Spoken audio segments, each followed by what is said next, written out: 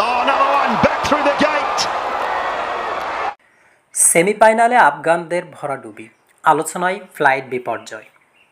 টি-20 বিশ্বকাপের প্রথম সেমিফাইনালে ত্রিনিদাদ স্টেডিয়ামে আফগানদের একবারে উড়িয়ে দিয়েছে প্রোটিয়ারা।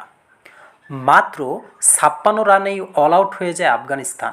জবাবে 9 উইকেটের জয়ের ফলে প্রথমবারের মতো টি-20 বিশ্বকাপের ফাইনালে নাম লেখালো দক্ষিণ আফ্রিকা।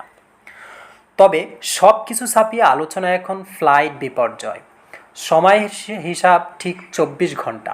বাংলাদেশ সময় গত মঙ্গলবার ভোরে রোমাঞ্চকর এক ম্যাচে বৃষ্টি আইনে বাংলাদেশকে হারিয়ে আইসিসির যে কোনো ইভেন্টে প্রথমবারের মতো সেমিফাইনালে উঠে ইতিহাস গড়েছিল আফগানিস্তান। তাদের সামনে হাতছানি ছিল স্বপ্নের ফাইনালের। গ্রুপ পর্বে নিউজিল্যান্ড ও সুপার 8-এ অস্ট্রেলিয়ার মতো পরাশক্তিকে হারিয়ে রীতিমতো উঠছিল আফগানরা। তবে সেমিফাইনালে মঞ্চে দুর্দান্ত ছন্দে থাকা সেই আফগানিস্তানকে টেনে মাটিতে নিয়ে আনল দক্ষিণ আফ্রিকা। বিশ্বকাপ জুড়ে দারুণ পারফর্ম করা আফগানিস্তানের এমন বাজে পরিস্থিতি দেখার জন্য অনেকেই প্রস্তুত ছিলেন না।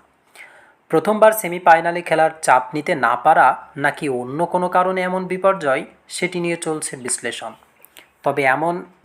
তবে এক এক্স বার্তায় অনেক প্রশ্নের জবাবই দিয়ে দিয়েছেন মাইকেল ভন। ইংল্যান্ডের সাবেক অধিনায়ক ও ধারাভাষ্যকার সোশ্যাল মিডিয়া এক্সে বলেছিলেন, স্থানীয় সময় সোমবার রাতের ম্যাচে সেমিফাইনাল নিশ্চিত করার পর সেন্ট ভিনসেন্ট থেকে ত্রিনিদাদের যেই বিমান ধরেছিল আফগানরা 4 ঘন্টা লেট ছিল ফ্লাইটে। ত্রিনিদাদে নেমে কোনো প্র্যাকটিস সেশন করতে পারে, যে কারণে নতুন ভেন্যুতে মানিয়ে নেওয়ার সুযোগ হয়নি। সেন্ট ভিনসেন্টের স্লো উইকেট থেকে ত্রিনিদাদের ফার্স্ট উইকেটে মানিয়ে নেওয়ার জন্য যেটা আবশ্যক ছিল